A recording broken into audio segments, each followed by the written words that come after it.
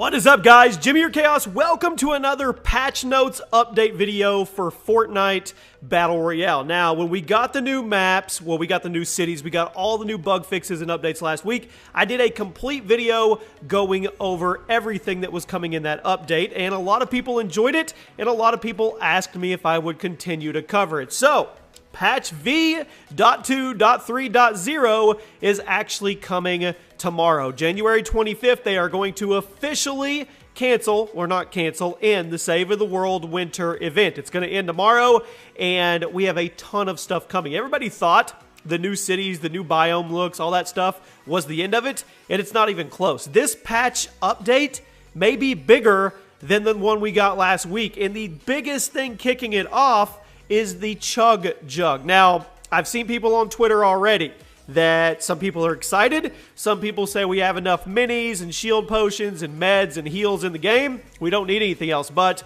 I want to know what you guys think, because this is very, very interesting. So as you guys can see, I'll put a picture up on the screen here. This is a CHUG JUG. You have low HP, no shields, everybody around. If you can stay safe for 15 seconds, which is a ton of time to actually heal up, and you chug this bad boy, you are going to gain max health and max shields. This, to me, is going to be the most sought after, most powerful item in Fortnite Battle Royale, hands down. This is beyond OP. Now, I know they're balancing it out because you actually have to wait 15 seconds to chug this thing, and in that time, you could obviously get killed very, very easily, especially if you're in a big fight. But this thing is ridiculous. This is absolutely crazy. So I want to know what you guys think, but that's just the beginning. That is literally just the beginning. So let's go over some patch notes while you watch some gameplay in the background of what is actually coming. For the gameplay, for Battle Royale, they are going to be adding auto run. That is right. They are also going to be adding an option on consoles for you to be able to disable aim assist if you ever want to, which is that's a huge deal. That's an absolutely huge deal for a lot of people. Let's get into some bug fixes. Wooden power poles no longer block buildings. Spike traps found in supply drops will now stack with other spike traps found elsewhere. That's pretty cool. The spike trap's effective range will now more accurately match the distance of a spike animation. It was kind of off in the past. The hitbox, if you will, for the spike traps was weird. The damage area was previously too large.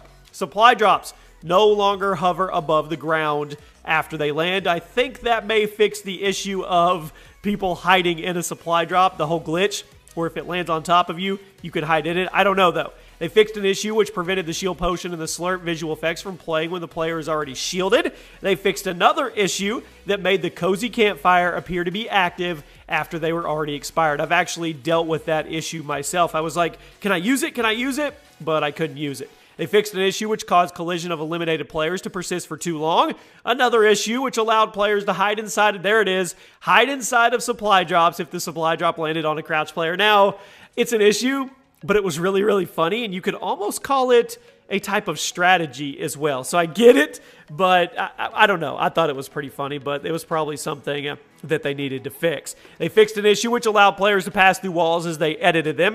They optimized the speed at which players can cycle building pieces under poor network conditions. So if you don't have a very sturdy internet condition, well, they're going to optimize it so you still at least have a fighting chance where you're going up against people like Ninja and all those guys on PC where they literally build in half a second. It's absolutely insane watching those guys. They fixed an issue which caused dropped items to fall off the edge of the map and spawn near a living player. And finally, kicking a basketball through a soccer net no longer counts as a goal. Soccer balls still count. I don't really know why this was an issue or why this was something that needed fixed, but okay, I think there's a spot, yeah, you could, there's a basketball goal in that school ground place. I guess you could kick it all the way into the building if you wanted to take that much time and kick it into the soccer goal. But okay, I guess somebody did it. They didn't like it, so they fixed it. Now, let's get over to weapons. Bug fixes for weapons. They improve the accuracy of grenade arcs. They fixed an issue which allowed players to switch between two scoped weapons without actually leaving the scoped view. That was something I know people were complaining about, and other people liked it.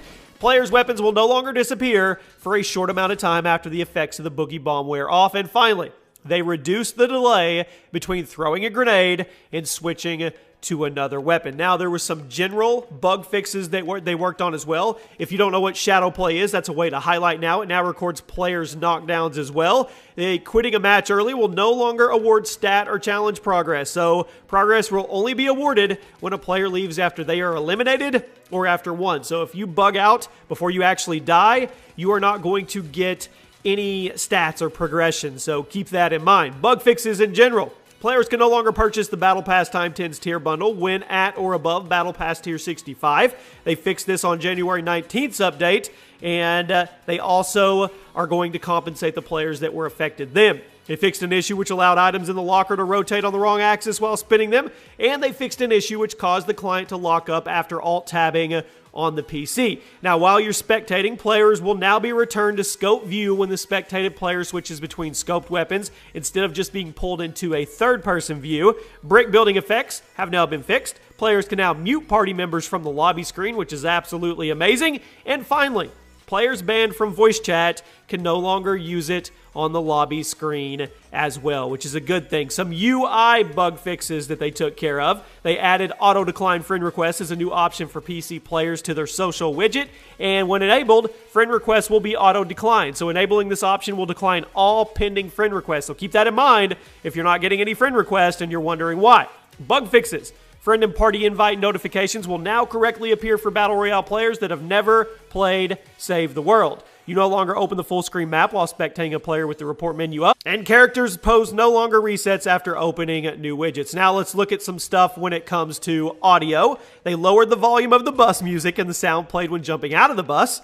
They lowered the volume of wind sounds playing during skydiving and gliding. They lowered the volume of gunfire, footsteps, and impacts during warm-up. And they removed the cause sound layer from the Death Valley pickaxe. A lot of people didn't like that. They felt it was a disadvantage for them because you could hear them everywhere. They removed some layers with the new pickaxe sounds that could be mistaken for bullet whiz-bys. That is the gun glitch, the bullet glitch. Hopefully that is gone forever. And some bug fixes with audio. The music from dance emotes will no longer overlap, and loot chest audio is no longer hushed by pickaxe impact sounds. Now, we're almost done. There's a lot of Save the World patch notes, but I'm not going to focus on those. I'm just focused on Battle Royale. They added more loot spawns to Haunted Hills. People were complaining there wasn't any reason to go there. Bug fixes for the world. They fixed missing collision on Junkyard Crane. They fixed 2 areas where players could hide under the terrain by the edge of the river. They fixed a section of Moisty Mire water that did not slow players down.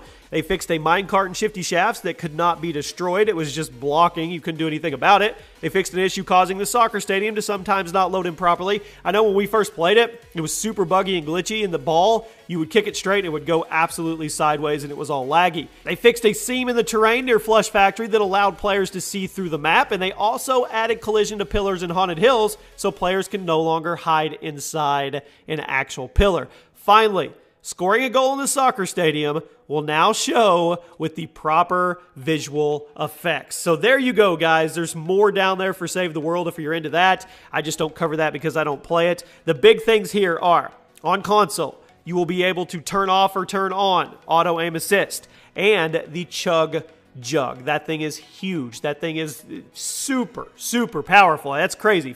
Let me know.